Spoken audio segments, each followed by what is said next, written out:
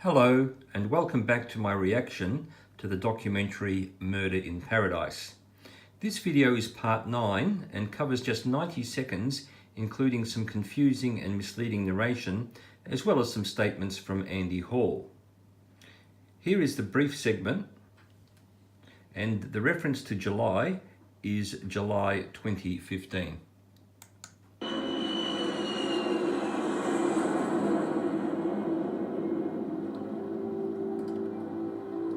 July. Zorlen and WPO stand trial. At the heart of the case is the forensic evidence. That's the so-called The forensic prosecution evidence. built their argument around the DNA samples from Hannah's body, which Allegedly taken from her body. are damning evidence against the Burmese. Allegedly is damning evidence against the Burmese. At this stage, it's just an assertion. They claim repeatedly in court that the accused are a 100% match. It's one thing to say something repeatedly in court. If it's said from the bar table, it's not actually evidence, it's simply submissions or assertions. Proving something or having evidence is completely different. Andy Hall disagrees. You cannot say that anything is 100%. DNA doesn't work in that way. It's very complex, and the kind of samples that we're using here, we're talking about multiple contributors. We're talking about Hannah. We're talking about a test, a control. We're talking about We're Pure. We're talking about Zorlen. We're talking about 4 DNA profiles within one sample. The speed at which that was analysed and the way in which it was presented as 100% certain defies the logic of forensic standards. What Andy says is okay, but there were probably more important things to focus on. The defence refuses to retest the samples from Hannah's body. In fact, they weren't going to be offered samples from Hannah's body. They were going to be offered amplified DNA, which is simply a copy. Just bear with me a moment. Here we are.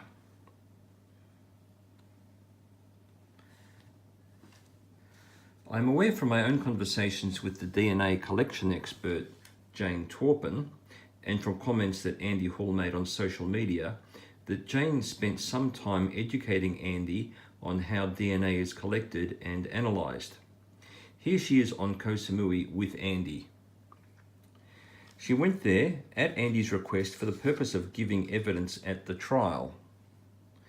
It is clear in this segment that the scriptwriter jumped the gun and made some very dangerous and dubious assumptions.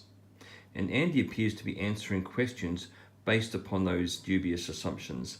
There is a common saying that assume makes an ass of you and me. One assumption is that the Royal Thai Police tell the truth. I won't labour the point on police dishonesty right now, but I will refer once again to the editorial in the Bangkok Post of the 21st of September 2014 and provide a link below. Another assumption is that Hannah was raped.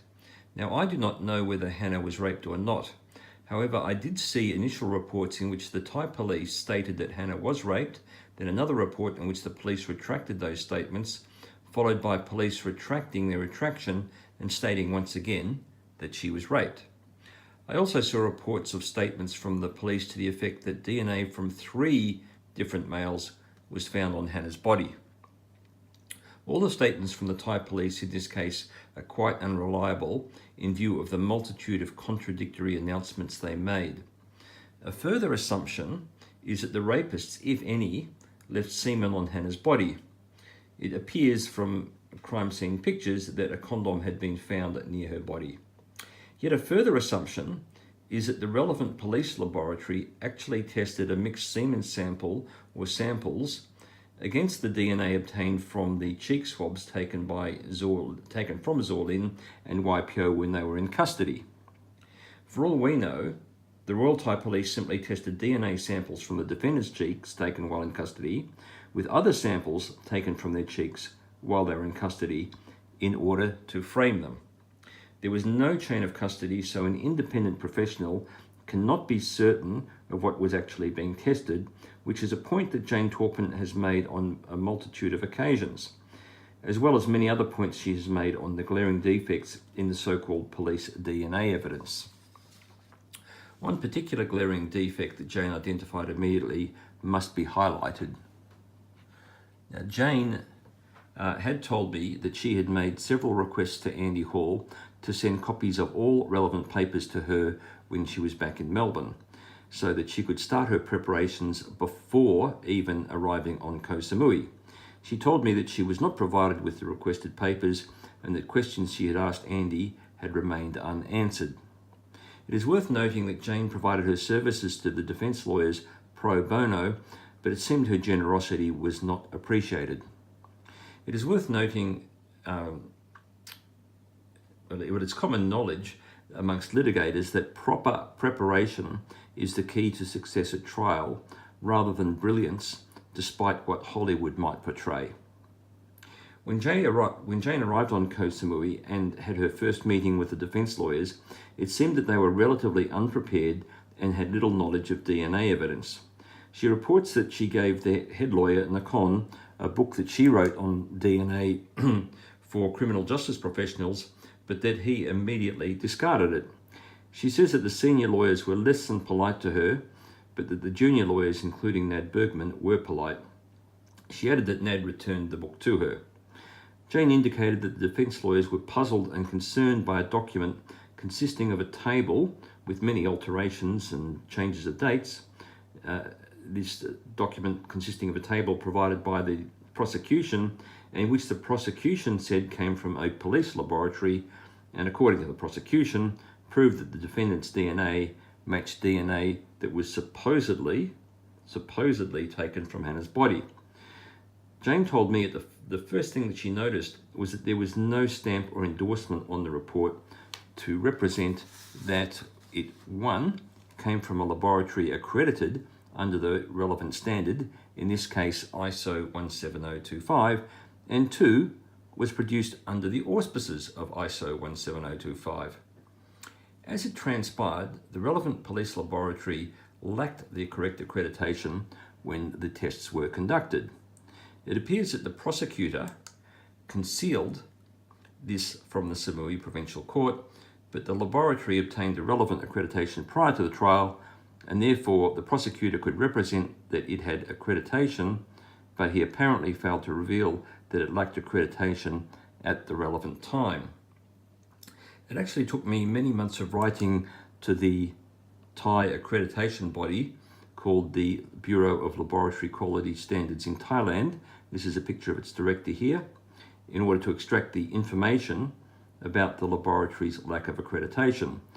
I was ignored for many months by this Thai authority and only extracted the information after obtaining assistance from Michael Fraser, Secretary of the Asia Pacific Laboratory Accreditation Corporation, or APLAC, in Australia, and that's him on the far right. BLQS is one of 3 Thai accreditation bodies with a mutual recognition arrangement with APLAC. According to Jennifer Evans, Secretary of the International Laboratory Accreditation Corporation, or ILAC, in Sydney, Australia, and also the Quality Manager of APLAC, a report without a relevant stamp or endorsement is referred to as an unendorsed report.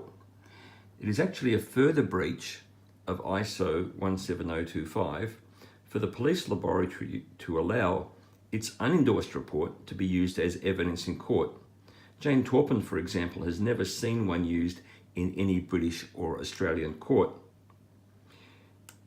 In part 8 of this series of YouTube videos, I mentioned that the reformed fraudster Frank Abagnale Jr. cashed many dud checks while wearing the uniform of a Pan Am pilot. The unendorsed report is what condemned the defendants to death in this case. It was much, much worse than any of those dud checks. The police laboratory and the prosecutor should never have tendered that as evidence in court. And with the greatest respect to the judges, those learned Thai judges should certainly not have accepted it into evidence. The unendorsed report was a dud, not just because it was produced by an unaccredited laboratory. More importantly, it was a dud because it was not produced under the auspices of ISO 17025. Below this video, I shall provide links to 2 articles I wrote for the Samui Times about the multiple examples of the police laboratory's non-compliance with ISO 17025, as well as a link to the article of the 7th of January 2016, written by Lindsay Murdoch for the Sydney Morning Herald and The Age in Melbourne. I will also add a link to my pinned tweet and thread with a great deal of information on the topic of the unendorsed report. Jane highlights the lack of a chain of custody, which means that there is no satisfactory evidence of the source of the DNA, and the lack of any statistical analysis and other serious flaws in the so-called DNA evidence. I wish to highlight the issue of retesting the DNA that the police claimed came from Hannah's body and which they said was available for retesting by the defence.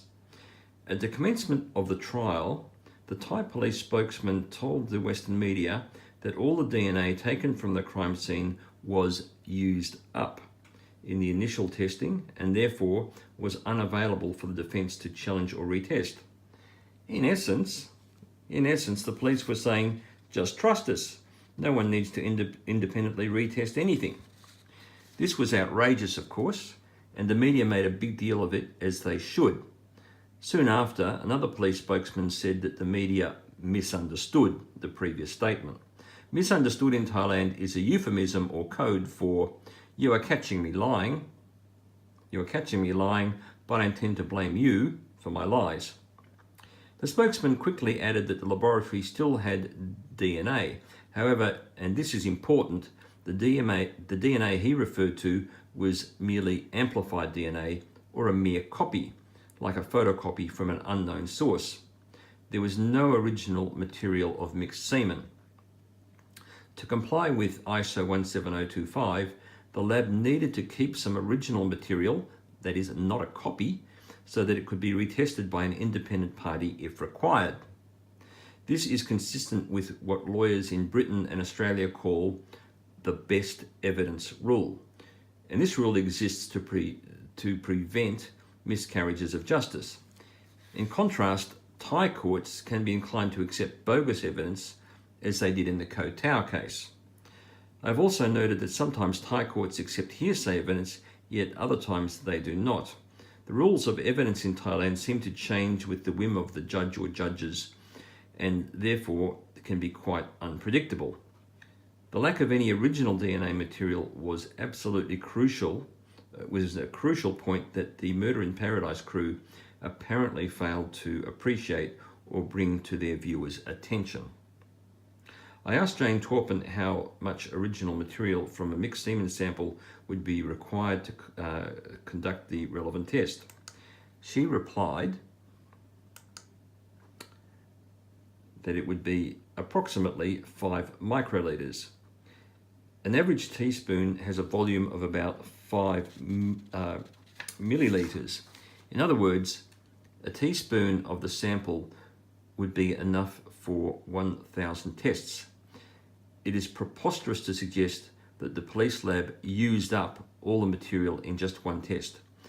It is further reason to be highly skeptical of the police and completely reject the so-called DNA evidence submitted by the police lab and the prosecutor. The police DNA evidence stinks of scientific fraud.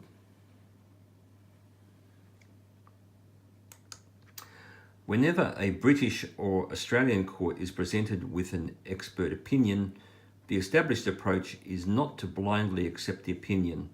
The court will want to know the basis upon which the opinion was formed. On its own, the opinion carries remarkably little weight. Well, thank you once again for watching until the very end. Remember that there are 8 other parts to this series preceding this, and there will be a few more to follow. If you found this at all informative, please press like and please share it with your friends on social media. And in the meantime, please stay safe. Bye for now.